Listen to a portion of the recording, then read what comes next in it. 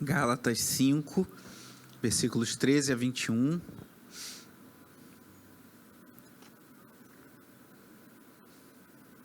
Diz assim a palavra do Senhor: Irmãos, vocês foram chamados para a liberdade, mas não usem a liberdade para dar ocasião à vontade da carne. Ao contrário, sirvam uns aos outros mediante o amor. Toda a lei se resume num só mandamento: ame o seu próximo como a si mesmo. Mas se vocês se mordem e se devoram uns aos outros, cuidado para não se destruírem mutuamente. Por isso digo, vivam pelo Espírito, e de modo nenhum satisfarão os desejos da carne. Pois a carne deseja o que é contrário ao Espírito, o Espírito o que é contrário à carne. Eles estão em conflito um com o outro, de modo que vocês não fazem o que desejam. Mas, se vocês são guiados pelo Espírito, não estão debaixo da lei.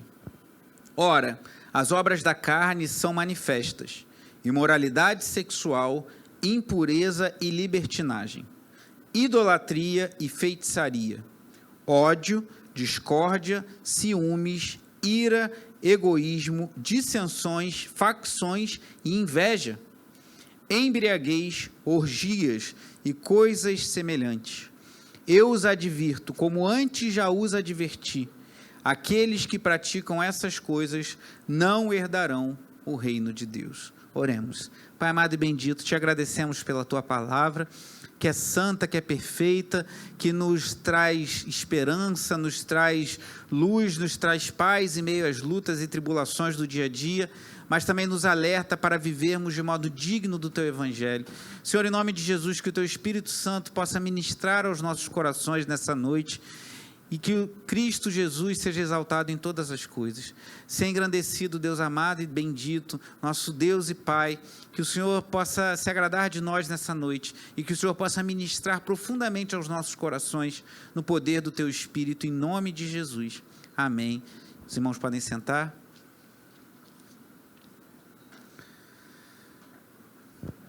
Um pastor fez uma ilustração que eu achei muito interessante, falando sobre essa epístola de Paulo aos Gálatas, na qual estamos nos debruçando já há alguns meses. Ele falou que uma vida religiosa, legalista, né? O legalista é aquele que quer fazer pelos seus méritos, pelas suas forças, agradar a Deus e alcançar méritos diante de Deus. Então ele quer cumprir a lei de Deus de forma ali à risca, mas não porque ele acha que com isso vai agradar a Deus simplesmente, mas porque ele entende que assim vai obter o favor, o mérito diante de Deus. E o outro lado é o libertino, aquele que quer se entregar aos prazeres da carne e viver, entende até que se Cristo nos libertou e a gente tem liberdade em Cristo, então eu posso viver do jeito que eu quiser. E esse pastor fez uma ilustração que é como se fosse dois rios paralelos entre a terra e o céu. Aqui no Anil nós temos a estrada de Jacarepaguá, que é uma estrada larga aqui em frente. Então imagina como se fossem dois rios aqui em frente à entrada da igreja, paralelos, um do lado do outro, e o céu fosse do outro lado da igreja. E ele fala, um rio é o rio do legalismo, da vida religiosa, de uma vida de alguém que busca tentar fazer tudo de forma meticulosa, assim, nos mínimos detalhes, cumprir a risca para agradar a Deus, mas não pelos méritos de Cristo ou pelo poder de Deus, mas pelos seus méritos próprios, pelos seus esforços, como esse judaizante, que era um grupo que estava pervertendo a fé dos irmãos lá, para quem Paulo escreveu essa carta. Um é esse rio, como se fosse o rio do legalismo. E ele fala, esse rio, ele é muito limpo, muito límpido. Você olhando de fora, você vê águas cristalinas. Porque quando você vê, irmão, a vida de uma pessoa religiosa, às vezes você admira, às vezes você fica até quase com inveja. Poxa, mas olha como é que essa pessoa é espiritual. Essa pessoa tem uma aura de espiritualidade. Eu chego do lado dela, eu fico até tremendo, assim, né? Já viu gente que fala isso? Ou você já sentiu isso em relação a alguém? Essa pessoa é tão espiritual que eu sinto, assim, um negócio, quase um espiritismo, assim, né? Chego perto da pessoa, assim, fico arrepiado, aquela coisa. E às vezes é bonito você ver uma pessoa dedicada a Deus, a pessoa é esforçada, a pessoa é dedicada à palavra, não se perde com as coisas desse mundo. Isso dá uma aparência de beleza, de santidade, uma coisa assim. Só que esse pastor fala que esse rio do legalismo é um rio que você olhando assim, as águas são cristalinas e belas, Mas quando você entra numa vida legalista, numa vida de buscar agradar a Deus pelos seus próprios esforços, esse rio ele é muito profundo, ele te leva às águas profundas e ele tem uma correnteza muito violenta. Então, ao entrar no rio do legalismo, ao tentar viver uma vida legalista, uma vida que tenta fazer as coisas para alcançar o favor de Deus pelos teus próprios méritos, nós somos afogados pela religião, pela religiosidade, ou então ele fala que a correnteza forte te joga contra uma pedra e você encontra a morte. Então, uma vida religiosa mata a verdadeira espiritualidade cristã. Então você vê aquele rio, parece ser tudo muito bonito, você fazer tudo certinho, tudo nos mínimos detalhes, né? Às vezes você vê aquela pessoa que é toda detalhista e quer cumprir tudo certinho, mas essa é uma vida que leva à morte.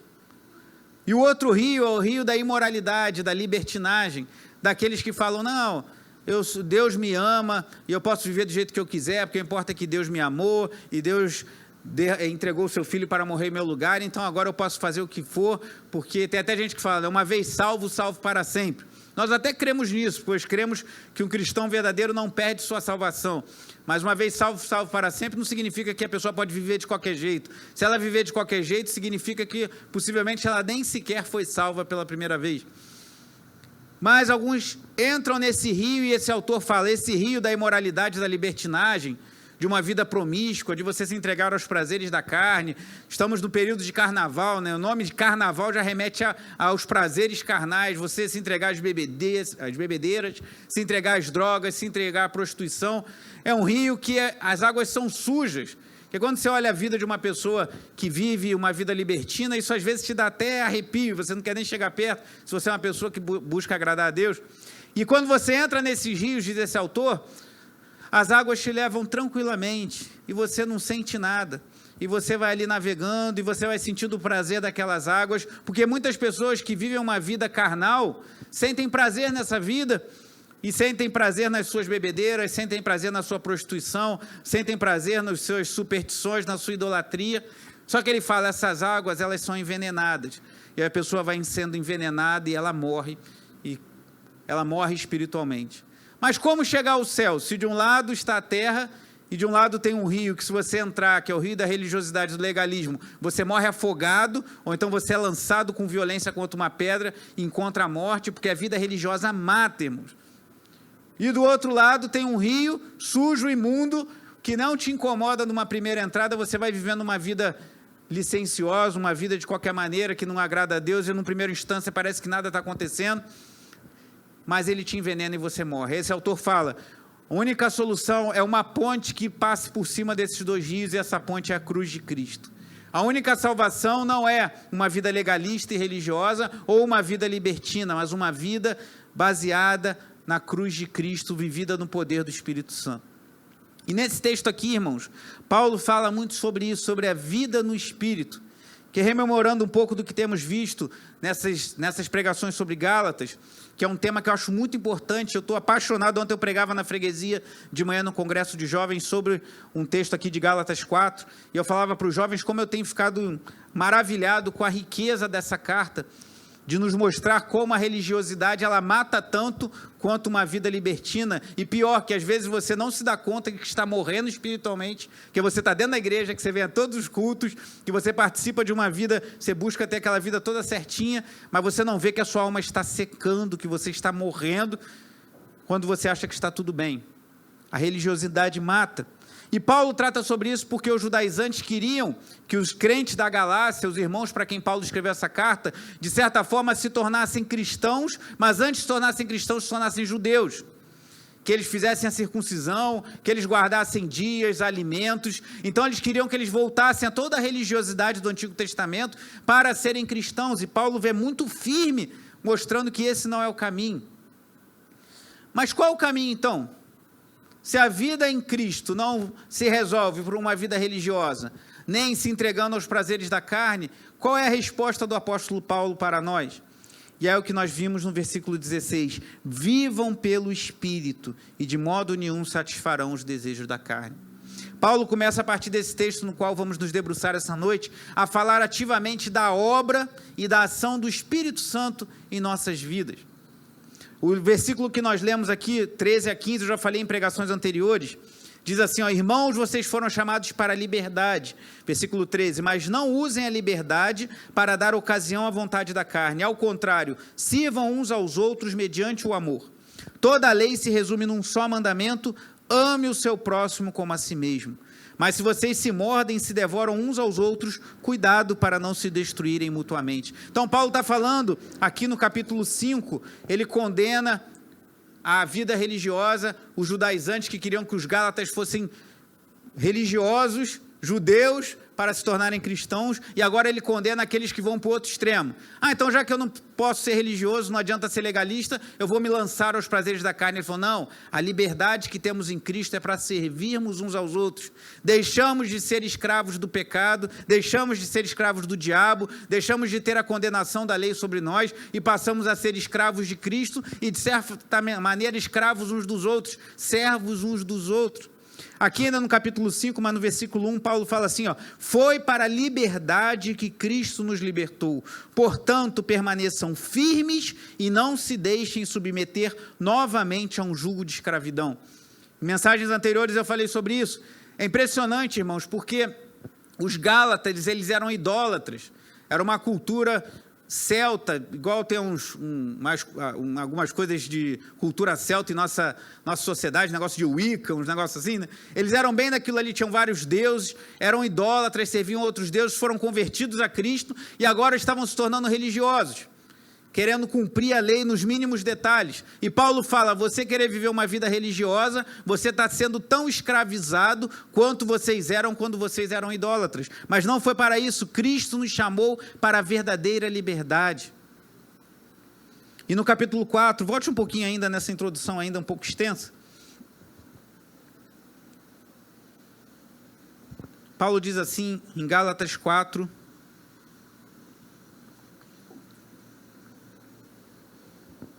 a partir do versículo 4. Mas quando chegou a plenitude do tempo, Deus enviou o seu Filho, nascido de mulher, nascido debaixo da lei, a fim de redimir os que estavam sob a lei, para que recebêssemos a adoção de filhos. E porque vocês são filhos, Deus enviou o Espírito do seu Filho ao coração de vocês, e ele clama, Abba, Pai.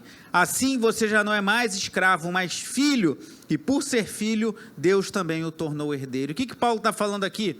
E é muito interessante, eu falava na freguesia ontem, que o versículo 4 e o versículo 6 são muito parecidos, até no original, no grego, você vê isso também, que fala, Deus enviou o seu Filho, versículo 4, e o versículo 6, Deus enviou o Espírito de seu Filho.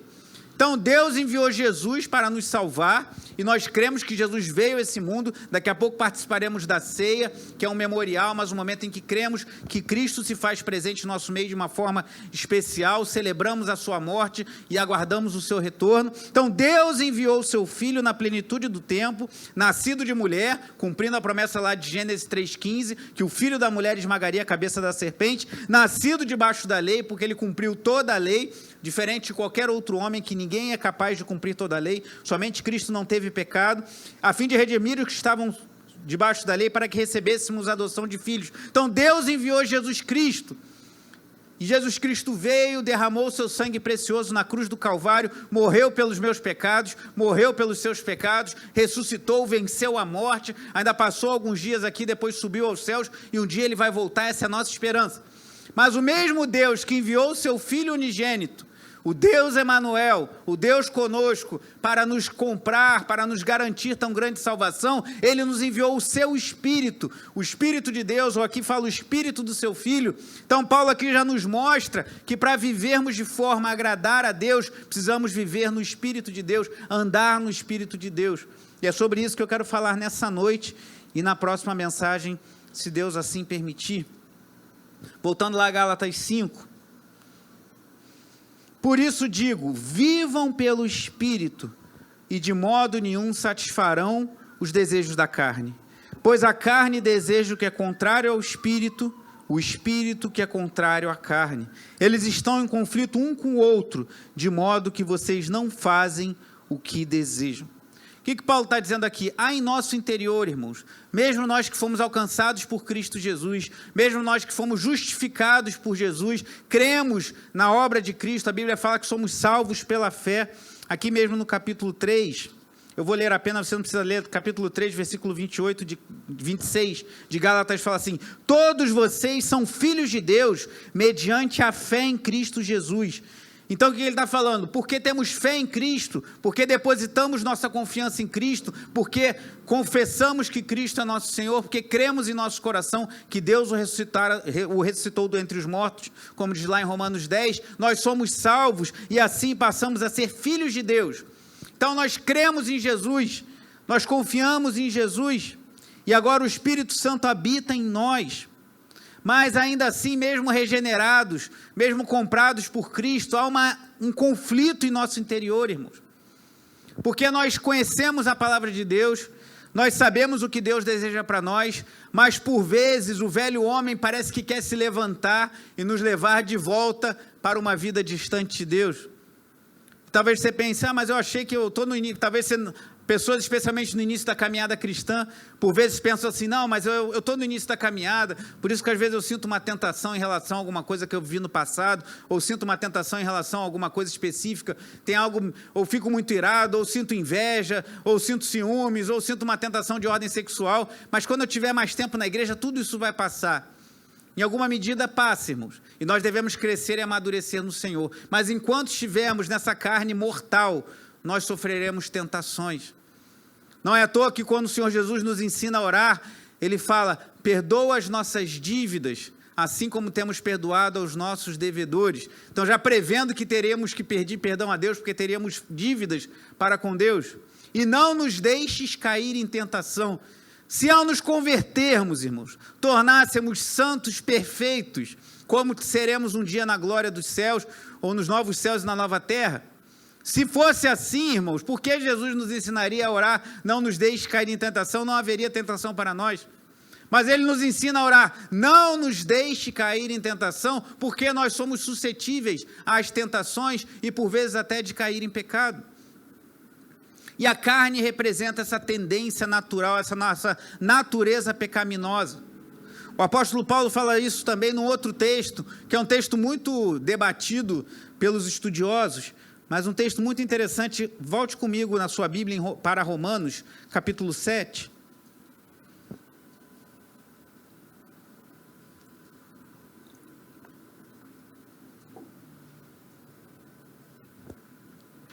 Romanos 7, 7. Paulo fala aqui da lei, assim como em Gálatas 3, ele fala também, eu até te fazer uma propaganda aqui, um marketing. Essas mensagens de Gálatas estão todas o áudio, numa playlist no nosso YouTube. Se você quiser, ouça novamente. Tem uma mensagem lá que eu preguei aqui. Qual é o propósito da lei?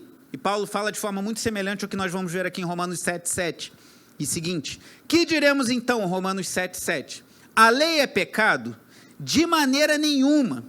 De fato, eu não saberia o que é pecado, a não ser por meio da lei. E Paulo é bem didático aqui, olha o que ele diz.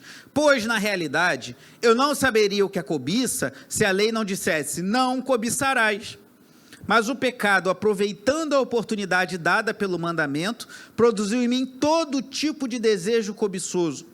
Pois sem a lei o pecado está morto. Antes eu vivia sem a lei, mas quando o mandamento veio, o pecado reviveu e eu morri. Descobri que o próprio mandamento, destinado a produzir vida, na verdade produziu morte. Pois o pecado, aproveitando a oportunidade dada pelo mandamento, enganou-me e por meio do mandamento me matou. De fato, a lei é santa e o mandamento é santo, justo e bom. Então, o que é bom se tornou em morte para mim? De maneira nenhuma. Mas para que o pecado se mostrasse como pecado, ele produziu morte em mim por meio do que era bom. De modo que por meio do mandamento ele se mostrasse extremamente pecaminoso. Deixa eu me explicar um pouquinho, que esse texto é um pouco denso, mas deixa aberto em Romanos 7. O que Paulo está falando aqui? É muito semelhante ao que ele fala em Gálatas 3, que o propósito da lei de Deus, que um resumo a gente encontra nos 10 mandamentos, né, e tem os mandamentos que falam, os 4 primeiros falam acerca do nosso relacionamento com Deus, e os 6 seguintes do nosso relacionamento com o nosso próximo. O primeiro, que é o 5º mandamento, fala honra pai e mãe. Então está lá no mandamento, honra pai e mãe. Quando deixamos de honrar pai e mãe, nós estamos pecando. Então quando a Bíblia mostra assim, honra pai e mãe, ela está te apontando o propósito de Deus para nós. Se nós não fazemos isso, nós estamos em pecado. E depois vem, não matarás. E Jesus expande isso lá em Mateus e fala que quando você se ira muito com uma pessoa, é como se você matasse em seu coração.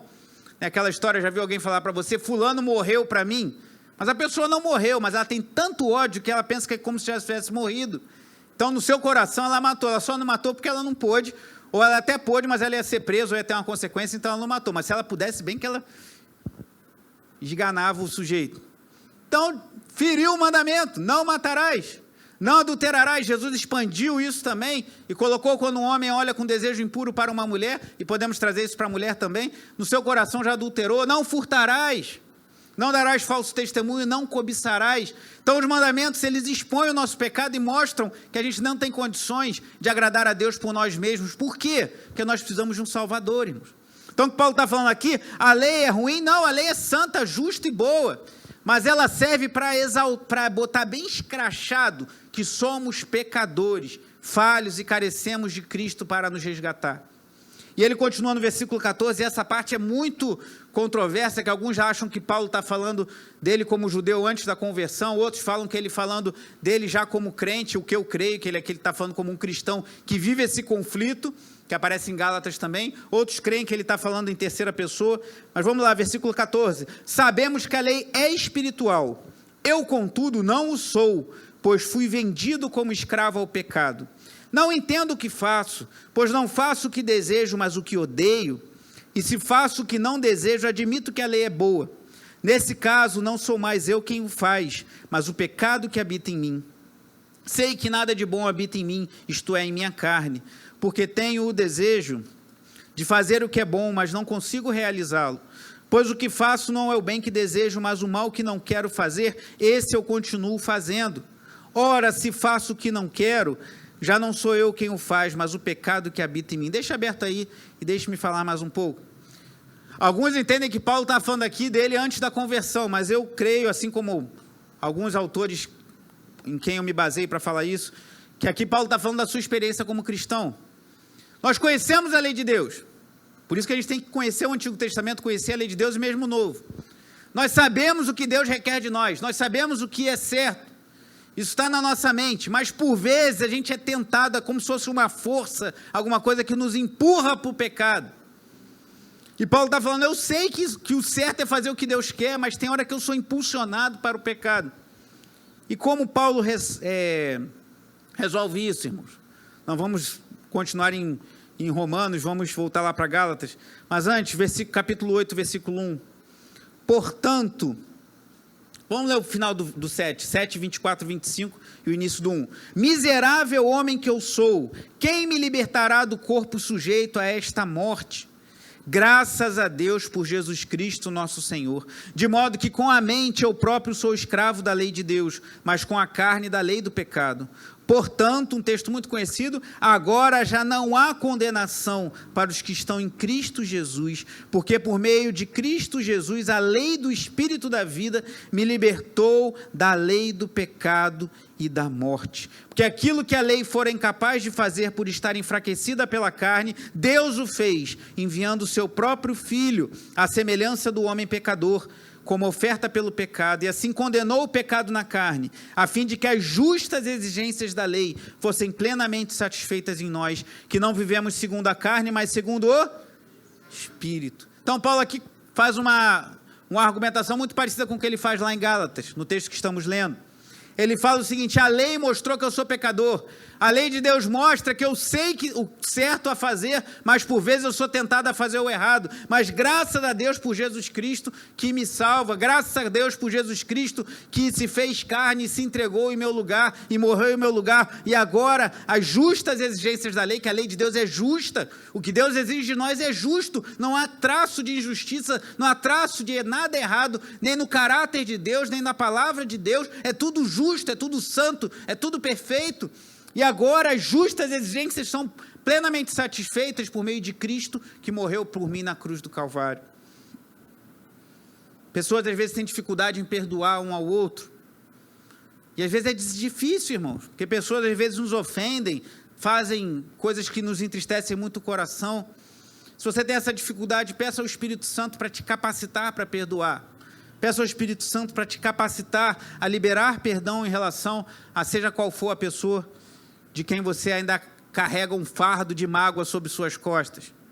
mas também peça a Deus para iluminar a sua mente, para você entender melhor a nossa condição de miseráveis pecadores e a graça de Deus que nos alcançou, irmãos.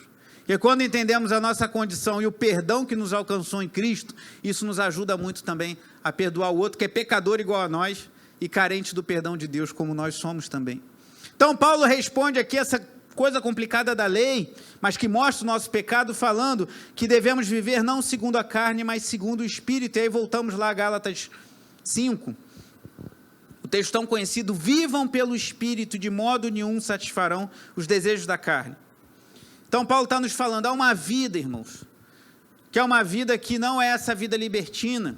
Eu falava aos jovens, perdoe-me citar mais uma vez, ontem de manhã, que os jovens muitas vezes são tentados, porque vem um amigo, um adolescente, um colega que vive uma vida imoral. A menina tem uma colega da escola que já se envolveu com vários rapazes, e todo mundo acha a menina o máximo. O rapaz tem um amigo que já se envolveu com droga, já fumou maconha, já fez uso de outras drogas, e ele é tido como o mais esperto de todos na turma, no grupo. E eu falava, olhe para esses que se entregam à promiscuidade, que se entregam à bebedeira. Às vezes o adolescente tem um amigo muito jovem, com 13, 14 anos, que já bebe, já se embriaga, fala palavrão, às vezes fuma, tem uma vida toda errada e é tratado como o mais esperto do grupo. E eu falava para os jovens, não olhe para esses como alguém livre, mas olhe como alguém que está escravo do pecado, e cada vez que vai se emaranhando mais no pecado, vai ficando mais preso ao pecado, e é uma vida que não glorifica a Deus e que vai redundar em morte. E aqui, Paulo fala, vivam pelo Espírito, de modo nenhum satisfarão os desejos da carne. Mas há um paralelo muito interessante entre os versículos 16 e 18, e eu volto à minha ilustração inicial dos dois rios, porque no versículo 16 Paulo fala assim, vivam pelo Espírito e de modo nenhum satisfarão os desejos da carne. E no 18, se vocês são guiados pelo Espírito, não estão debaixo da carne? Não estão debaixo da lei. Sabe o que Paulo está falando aqui? Que você querer cumprir toda a lei para agradar a Deus, ou seja, ter uma vida legalista, religiosa, como ele está falando em toda a epístola dos Gálatas até então, você vai estar vivendo pela carne da mesma maneira do cara que se lança numa vida promíscua. Isso é muito difícil para a gente entender, irmãos. Que é muito fácil a gente olhar uma pessoa que tem a vida toda desengonçada, que às vezes já está no terceiro, no quarto casamento, ou que trai o seu cônjuge, ou que dá a volta nos outros, dá calote, fala, esse cara está todo errado. Mas olhar para a gente, crente, que bota terno, que vai para a igreja, e identificar o pecado em nossos corações é difícil. Mas precisamos olhar para os pecados, ou como dizia Jonathan Edwards, o orgulho espiritual. Há muito risco, irmãos. Falava isso para os jovens ontem, eles ficaram me olhando assim com a cara de desesperados. A igreja é um lugar muito perigoso, irmãos. Sinto te dizer isso. E eu espero que a sua resposta seja de Pedro a Cristo. Não que eu seja Cristo. Mas, Senhor, para onde nós iremos se só Tu tens a palavra de vida eterna? A igreja é um lugar onde você encontrará a palavra de vida eterna. A igreja é um lugar onde você deve estar. A Bíblia nos ordena a congregar, mas não por isso é um lugar pouco perigoso. Porque o que temos visto muito aqui na Epístola aos Gálatas é que o pecado do religioso é tão ofensivo a Deus quanto o pecado do irreligioso. O pecado daquele que diz crer em Deus e viver para a glória de Deus ofende a Deus tanto quanto o pecado do ateu. E aí, cuidado com a sua vida espiritual. Porque o risco é que a gente, dentro da igreja, a gente é mais facilmente iludido pela nossa religiosidade. E Paulo continua aqui, e vai falar das obras da carne, e isso vai ficar mais claro para a gente aqui. Eu espero que fique mais claro para você ainda o que eu estou falando aqui. Já entendemos que a carne é a nossa natureza pecaminosa, rebelde contra Deus. É um impulso, irmãos. O homem é um impulso. O pastor Jonas Madureira, no seu livro Inteligência Humilhada, ele faz uma analogia muito interessante, que ele chama de homem-flecha, que ele diz que nós somos como uma flecha. Então Deus tem um alvo, ali tem uma bolinha do símbolo da igreja, ali, Igreja Cristã Nova Vida, ali naquele monitor. Então é como se eu tivesse com um arco e flecha aqui para acertar aquela... Nós fomos criados como uma flecha com um alvo bem definido, que é viver para a glória de Deus. Mas o pecado intervém, é como se eu jogasse uma flecha aqui e viesse um vento impetuoso aqui e desviasse do foco. O pecado é um desvio do propósito para o qual Deus nos criou. E nós facilmente somos inclinados a nos afastar da vontade de Deus pelo nosso próprio coração pecaminoso. E essa é a carne da qual Paulo fala aqui. E ele diz assim, versículo 19, ora, as obras da carne são manifestas. E ele faz uma grande lista aqui que eu vou compartilhar de forma parcial com os irmãos, assim, dividida aqui com os irmãos. Primeiro ele coloca 3 pecados de ordem sexual: imoralidade sexual, impureza e libertinagem. Isso aí não é muito improvável, né, irmãos? Porque quando a gente pensa em pecados, a gente muitas vezes pensa logo em pecados de ordem sexual, e de fato são pecados. Uma outra versão, a Nova Almeida atualizada, diz imoralidade sexual, igual a nossa, impureza. Peraí, não estou. Bom, na verdade a NA está igualzinho. Impureza e libertinagem, mas deixa eu ver aqui que tem o. Peraí. A ARA, Almeida Revista Atualizada, prostituição, impureza e lascívia. O que são esses pecados? É toda a ordem de pecados de cunho sexual. Imoralidade sexual é a pessoa que se envolve sexualmente com alguém que não é seu cônjuge. E aqui passa a régua em todo mundo. Mas eu não sou casado. Mas se você se envolver sexualmente com alguém, você está caindo no pecado do lado grego de porneia, que é a palavra no grego aqui, que é a imoralidade sexual, que também pode ser entendida como fornicação. Mas eu sou casado. Se você se envolver sexualmente com alguém que não o seu cônjuge, você está incorrendo em pecado de imoralidade sexual, obra da carne. E impureza, ou na outra versão que eu tenho aqui, também fala de impureza, mas lascívia ou libertinagem. Às vezes lascívia muitas vezes está relacionado a pessoa querer provocar sentimentos no outro. Aí já sai um pouco da imoralidade sexual, está falando do pecado sexual concreto, realizado. Você ter algum nível de relação sexual com alguém que não é lícito aos olhos de Deus, ou seja, com alguém que não seja a sua esposa ou seu marido, você cai no pecado da imoralidade sexual. Esses outros dois, impureza, libertinagem, ou então impureza e lascívia, são pecados que estão mais na ordem da mente e do coração. E eu quero te chamar a atenção para que você tenha muito cuidado com o que entra pelos teus olhos. Nós vivemos numa sociedade erotizada, irmãos. Nós vivemos numa sociedade, tem até um livro que eu estou querendo adquirir, esqueci o nome, acho que é Geração, eu tenho aqui em algum lugar, que o autor fala sobre a imoralidade da nossa geração. Eu tenho um lugar aqui só dos livros que eu desejo adquirir, mas que o dinheiro ainda não permite. Mas... Geração pornô. Como o liberalismo moderno está corrompendo o nosso futuro. Ele chama a nossa geração de geração pornô. Nós vivemos numa sociedade erotizada. Tudo tem cunho erótico. Comercial de margarina tem uma mulher seminua. As mulheres são estimuladas a cada vez se exporem mais e se vestirem com roupas mais sensuais. Homens, por sua vez, também não é diferente. Então, vivemos numa sociedade erotizada, numa sociedade lasciva, e talvez você pense, mas eu não traio a minha esposa, ou eu não sou casado, eu não tenho relações sexuais com ninguém, eu me guardo, tenho uma vida casta, busco santificar a Deus. Mas você pode cair em pecados de ordem sexual, em obras da carne, na sua mente, no seu coração. Isso é muito fácil na nossa sociedade, e nós precisamos abrir muitos olhos para isso, irmãos. E aí é a oração de Jesus: eu não peço que os tire do mundo, mas os livre do mal. Porque nós vivemos num mundo muito mal, e precisamos pedir a Deus que guarde nosso coração e nossa mente. Agora, se você se entrega, a noite após noite, a assistir filmes que têm cunho de imoralidade sexual, filmes com linguagem ofensiva, né? Lá aos Efésios, Paulo fala que brincadeiras de cunho sexual nem sequer se nomeiam entre os santos. Então não brinque comigo com nenhuma brincadeira de cunho sexual, que você vai tomar um fora bem dado. Não rola, não tem que acontecer isso. Não pode. Mas eu brincava assim para hoje. Porque não convém a cristãos. Se quiser, vai lá em Efésios 4 que você vai entender isso. Mas a gente vive numa sociedade muito imoral. Talvez isso vai te levar a sofrimento. Talvez você trabalhe num lugar que as pessoas falem muito imoralidade. Você vai ter que resistir a isso, vai ter que tomar posição em algumas medidas. É difícil.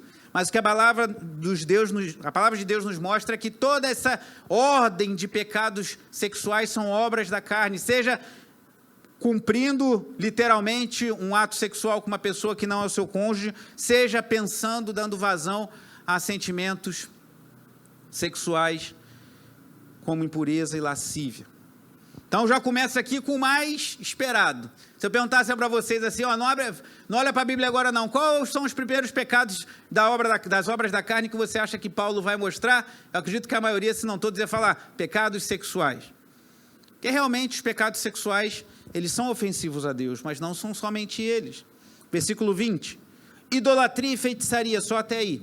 Aqui Paulo passa dos pecados de ordem sexual para os pecados de ordem religiosa, mas não cristã, religiosa pagã, idolatria. Então, aquele que busca um ídolo, aquele que bota algo no lugar de Deus, aqui possivelmente num contexto religioso mesmo, alguém que adora uma imagem, que adora um falso Deus, adora uma divindade, ele está cometendo uma obra da carne, ele está ofendendo a Deus, botando algo no lugar de Deus, um lugar que cabe somente a Deus. Feitiçaria. O que faz um feiticeiro, irmãos? Aqui no Anil, quando a gente morava, tinha uma pessoa que era ervas, né? Banho de ervas, né? E sempre que tinha, com perdão da expressão, a pereba, né? Lá minha mãe ia levar lá para dona fulana, não vou falar o nome dela, até falecida, né? Para lá, era um tal de jogar pipoca na minha cabeça. Aí eu vinha lá, aí eu vinha me benzer, aí saía minha mãe entrando lá, e a casa da mulher parecia uma floresta de tanta erva, irmão, que tinha. Eu saía entrando e botava num banquinho de madeira com um monte de imagem, um monte de coisa. Eu só ficava lá sentado. Ai, meu Deus, lá vem ela com as pipocas. Aí emplastava. Uma vez eu tive uma pereba nas costas, né? Esqueci o nome daquilo, um negócio horroroso. E a mulher veio com um negócio e emplastou nas minhas costas. Acho que curou mais o tapa dela do que o negócio que ela passou. Pau! Eu fiquei logo bom, né? Nós somos muito gentis na nossa casa, somos uma família muito amorosa. E a gente... Ai, irmãos, e era muito louco. E a gente... Isso é feitiçaria, porque minha mãe ia lá na feiticeira para ela curar o filho dela com as perebas, e ela fazia as mandingas dela lá, né? Fazia as maluquices dela, emplastava no filho e às vezes curava mesmo. O que é o feiticeiro? O feiticeiro, ele quer conseguir um favor espiritual ou de ordem material do jeitinho dele, sem recorrer ao único e verdadeiro Deus. Isso é obra da carne, isso é pecado, ainda bem que Deus nos resgatou a tempo. Então, idolatria, Paulo fala, elenca, pecados de ordem sexual, depois pecados de ordem de idolatria, de religiosidade pagã. E aí, irmãos, Paulo chega na igreja. Paulo sobe a escadinha ali do lado. Não que esses pecados sejam restritos à igreja, mas talvez você pense aqui, não, eu não traio o meu cônjuge, não, eu tenho guardado meus olhos, eu não assisto aquelas séries de Netflix cheias de imoralidade, eu não ouço aquelas músicas que falam um monte de imoralidade para poluir minha mente, eu não me lanço a lascívia, eu vejo você é homem, vê uma mulher bonita na rua, fujo os olhos, fico, às vezes a mulher passou na tua frente, você estava olhando, mas você vira e não, resiste à segunda olhada, você, mulher, resiste às tentações de ordem sexual, legal, eu não sou idólatra, eu não vou lá na benzedeira, na feiticeira, nem no centro, ou num templo budista para fazer adoração a outros deuses, estou legal até aqui, só que chega agora, irmãos, o negócio fica complicado para a gente. Porque Paulo começa a fazer uma longa, é a mais longa lista de obras da carne, de obras, de feitos, que facilmente podem ser encontrados em nosso meio. E ele fala de ódio, discórdia, ciúmes, ira, egoísmo, dissensões, facções e inveja. Você já viu algo desse na igreja? Eu nem vou te falar, né, irmão? Estou há 20 anos na igreja, liderando um monte de coisa. Não preciso nem te dizer que já, muitas vezes. Mas isso já esteve no teu coração alguma vez? Será que você passa incólume, você passa liberado de todas essas obras da carne aqui descritas? Vou falar novamente. Ódio, discórdia, deixa eu ver outra versão aqui. Fala em porfias, inimizades, ciúmes, iras. Alguns dizem que esses 4 primeiros são as motivações mais internas. Por que você está com ódio? Porque você tem um sentimento faccioso, de divisão, de discórdia. Porque você sente ciúmes. Porque o marido da sua amiga tem uma condição financeira melhor do que a sua, porque a esposa do seu amigo é mais bonita do que a sua, porque o seu conhecido tem mais dinheiro que você, porque o carro do outro é mais novo que o seu, porque o filho do outro você acha que é mais bonito que o seu e você fica com ciúmes, porque você sente ira e fica com raiva. Isso te leva aos demais, ao egoísmo. Isso te leva a dissensões, porque nasce um sentimento faccioso, um sentimento de discórdia, de ira, de ciúmes, de inveja no seu coração, e daí você acaba soltando um veneno para alguém que está ao seu lado, no seio da igreja, e isso começa a gerar sentimentos de dissensões, de facções e inveja, irmãos. E aí o negócio começa a ficar mais complicado. Depois Paulo termina com embriaguez, orgias e coisas semelhantes. Orgias aqui possivelmente está falando num contexto de bebedeira mesmo.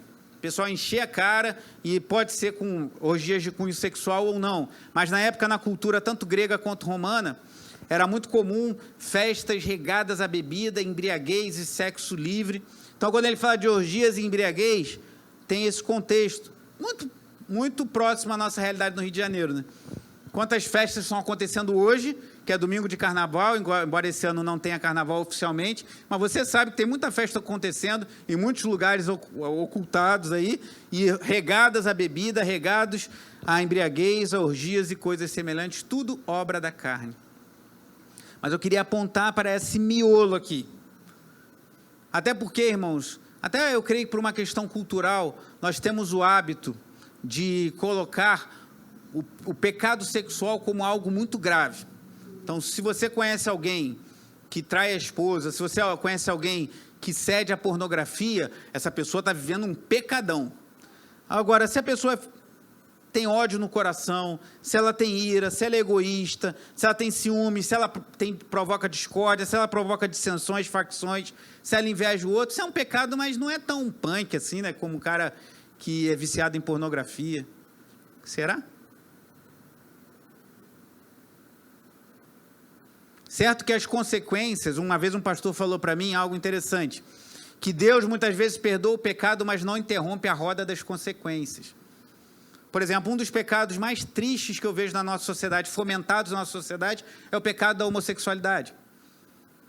Porque é pecado como o adúltero, é pecado como o fornicador, é um pecado de ordem sexual, mas que muitas vezes a roda das consequências é mais dolorosa.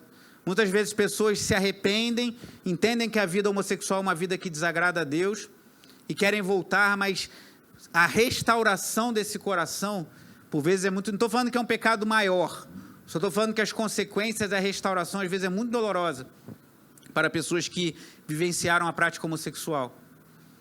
Mas Paulo coloca que os pecados de ordem sexual no mesmo pacotão do ódio, da inveja, dos ciúmes, das divisões, das dissensões. E é tudo obra da carne. E, irmãos, na igreja, muitas vezes, nós vemos irmãos... Não vou falar na primeira pessoa, não, para não me ofender nem te ofender. Então, vou jogar para escanteio. Nós vemos irmãos invejosos.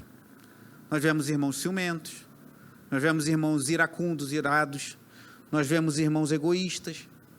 Nós vemos irmãos que provocam discórdia, provocam facções, que provocam dissensões. E aí, se eu te falar que esse aí está de mão dada com um adúltero, com um fornicador, você vai ficar chocado. Mas se você ler o que está aqui na palavra de Deus, é isso que Paulo está falando. Tudo obra da carne. Tudo ofensa a Deus. E ele continua, e ele piora, irmãos. Você acha que vai melhorar? Mas não, vai piorar. Olha como conclui essa parte. Eu os advirto como antes já os adverti. Aqueles que praticam essas coisas não herdarão o reino de Deus. Há uma nota de alívio aqui, para você respirar. A igreja está em silêncio, eu estou ouvindo um mosquito lá atrás do Guilherme, assim, passando, entrando no banheiro. Mas, para te aliviar um pouco a tensão, Paulo fala, aqueles que praticam essas coisas. Então não quer dizer que se em algum momento você cair em algum desses pecados, já era. Você não vai ser salvo. Paulo está tratando aqui de pessoas que reiteradamente, que vivem na prática desses pecados, dessas obras da carne.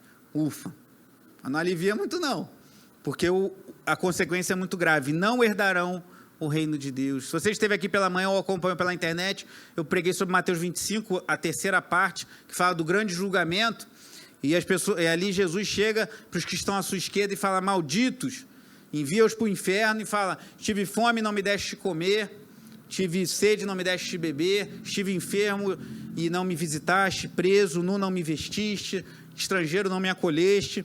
Mas antes ele fala para os benditos do Pai, ele fala: venham receber o reino por herança que está preparado desde antes da fundação do mundo. Há uma promessa de uma herança de Deus, irmãos. Mas se nós vivermos na prática desses pecados, nós não estamos aptos a herdar esse reino.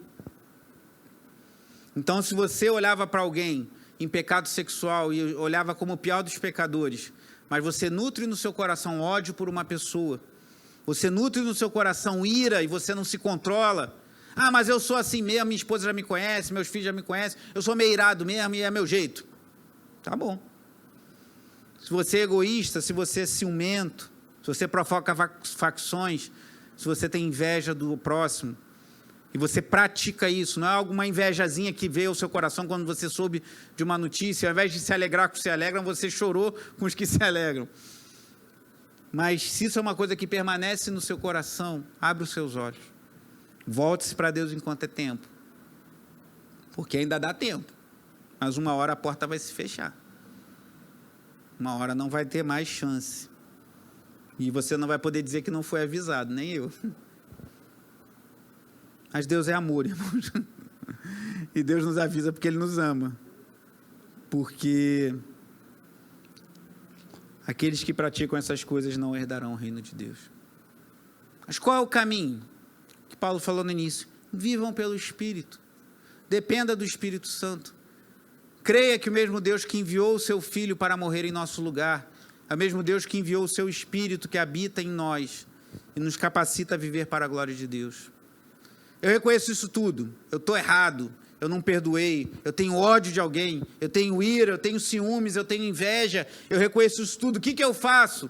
O que eu li um pouco antes aqui em Gálatas 4, o Espírito de Deus, versículo 6, foi enviado ao nosso coração e ele clama: Abba, Pai. Abba é aquela expressão mais íntima de um filho judeu para com o seu pai, uma expressão do aramaico. Paizinho, por favor.